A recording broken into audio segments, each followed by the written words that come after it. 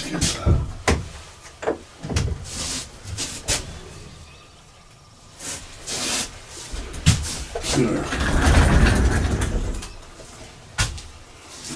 Get our windows open.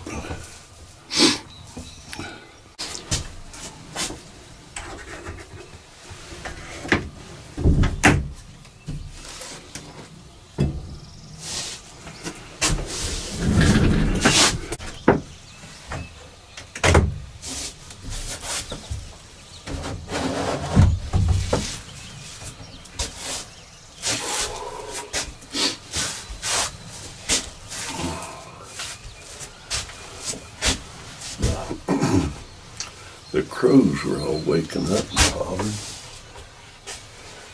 I haven't heard a peep out of a turkey. And it rained a bit last night.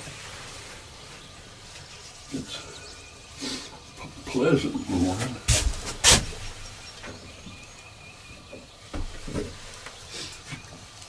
The wet, slightly foggy, pleasant morning. Matter of fact,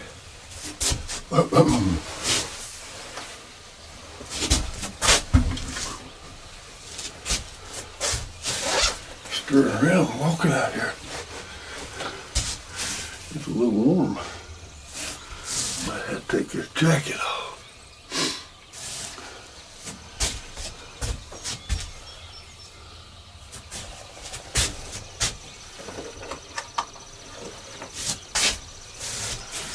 Go ahead and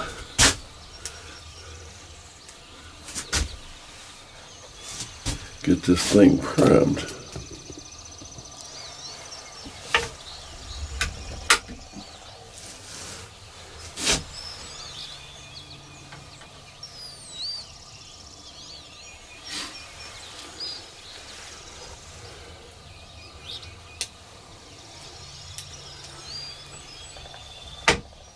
Never do it.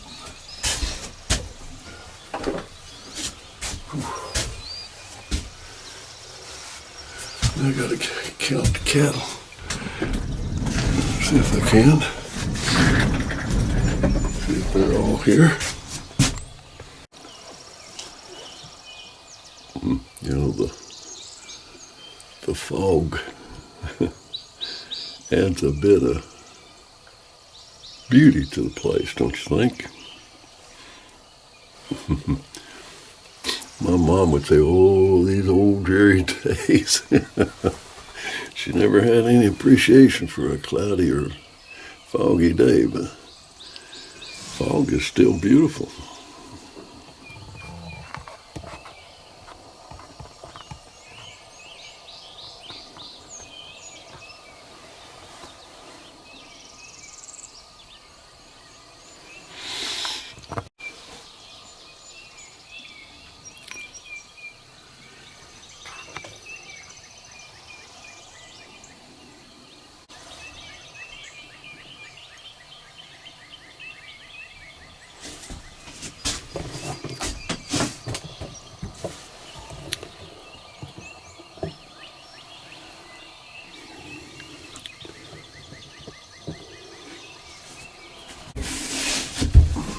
You know, in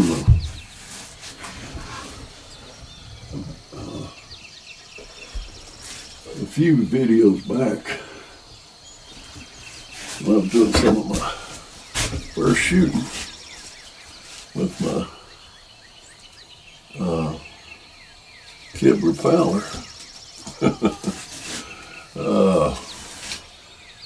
it busted me in the lip and the jaw. Should have got my lip was swollen, my jaw was swollen.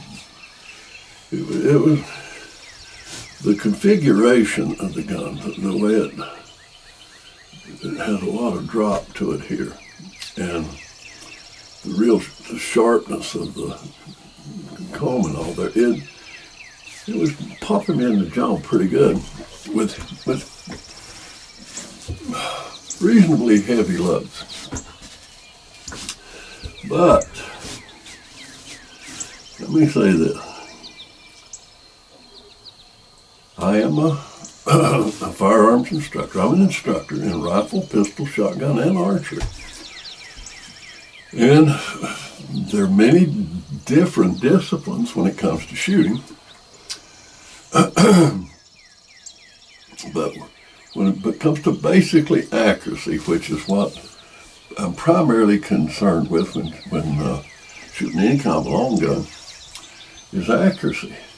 And by far, the technique that I like the most, that gives me the most accuracy and will give most people the most accuracy, is what I call free recoil.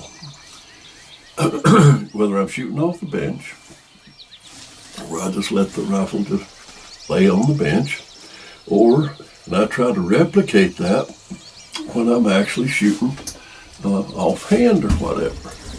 And by that I mean I'll let that rifle just lay in my hand. In this, the hand, the trigger hand, all it does is just position that index finger in the right place where I can press straight back. So I've got no grip on the front, it's just laying there. I've got no grip on the back.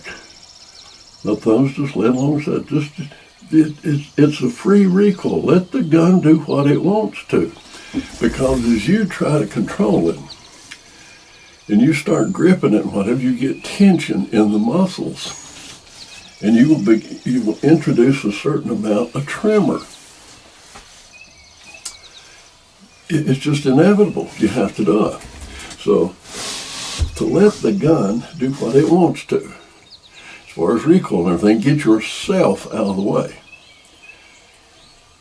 You are your greatest detriment to accuracy. So get yourself out of the way by adopting what you want is a totally relaxed way of shooting. And that will give you your best overall accuracy. Now, that's why I shoot all long guns, for accuracy. Now, there's a difference in whether you're well, do the same thing pistoling. If you're shooting pistol for just accuracy, you want a nice relaxed grip and everything. But if you're combat shooting or something, you're shooting semi-automatic and say an IDPA course or something like that, you have to maintain a certain amount of control. And if you're shooting fully automatic, you certainly need to maintain a degree of control. You're using enough muscle tension to counteract the recoil.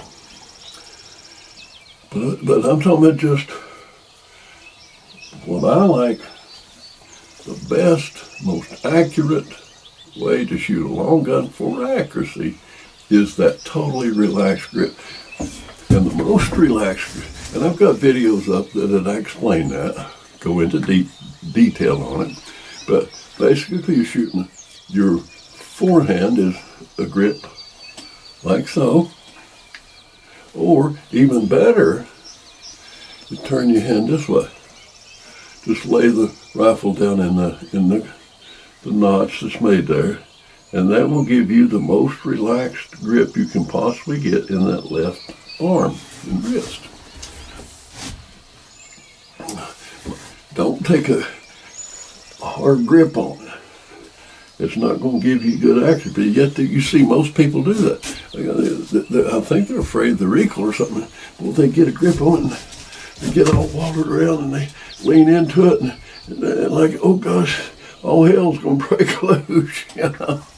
Oh, let it just free recoil. But of all the guns that I've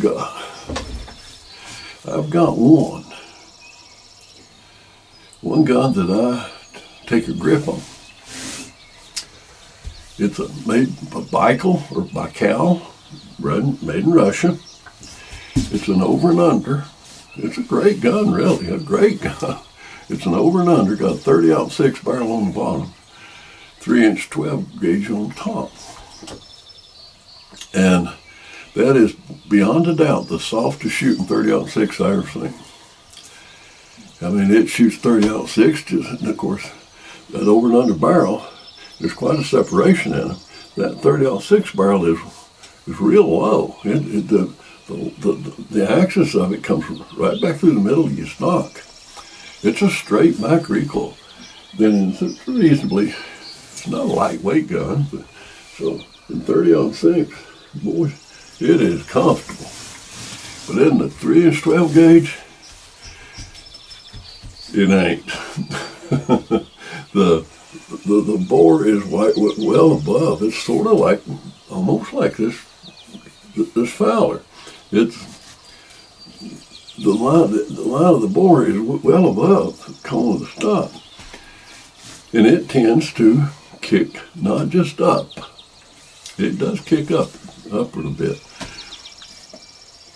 But the worst thing about it, the configuration of it, is it's got two triggers, and the 30-06 trigger is the rear trigger, but the shotgun is the front trigger, and it's well forward.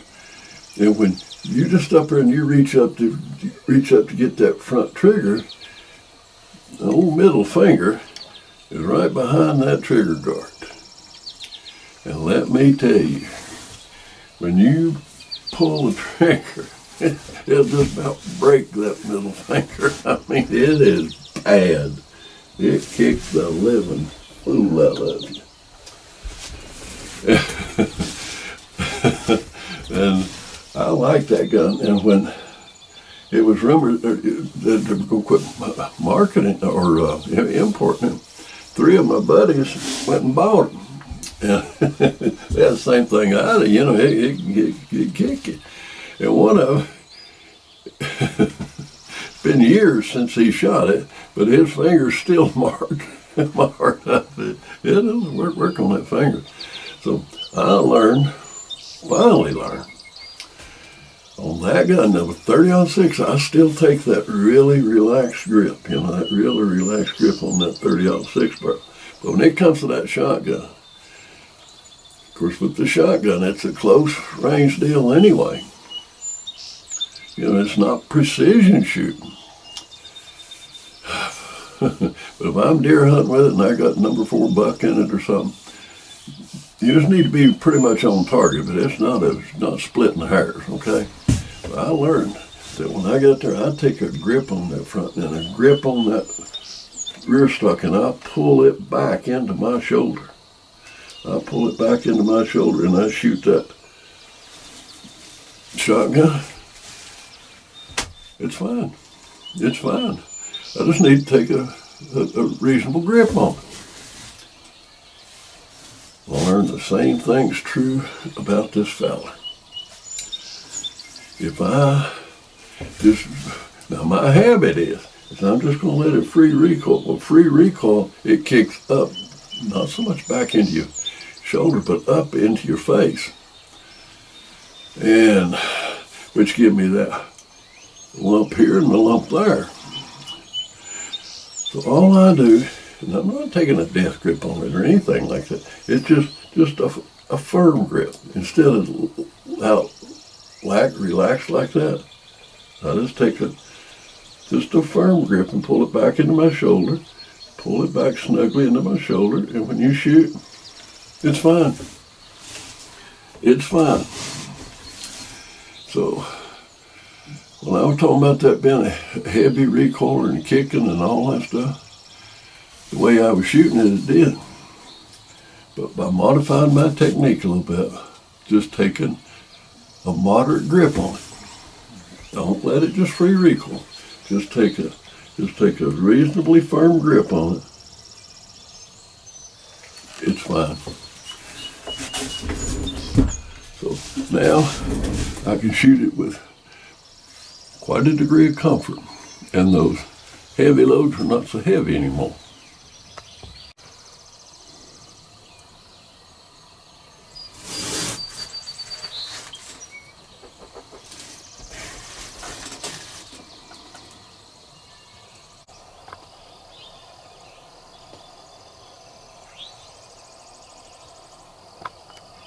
One long here.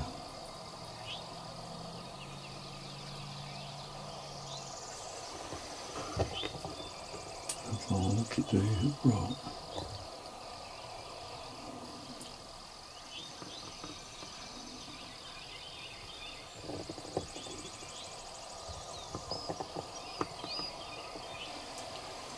If she was a gobbler,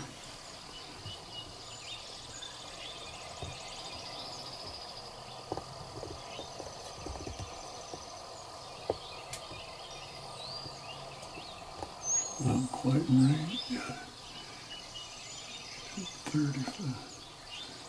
She's at 30 yards now. She's in range now. I prefer she come a little bit closer. She's at 30.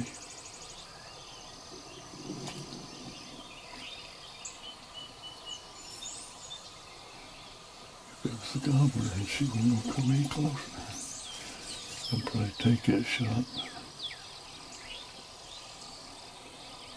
Every step she gets closer, better. Right at 30.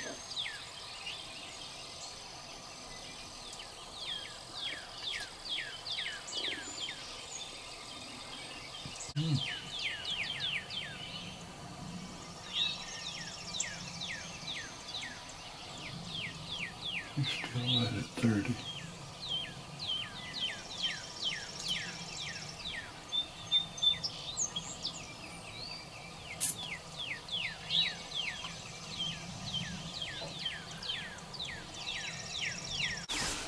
Well, that old hen is feeding on off back up the ridge there, feeding back pretty much the way she came.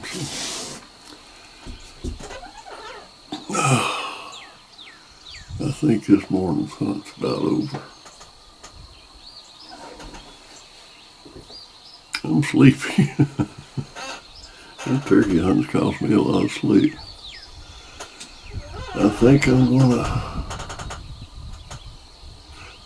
go back to the house and take me a nap. Yep, that's exactly what I'm going to do. Talk soon.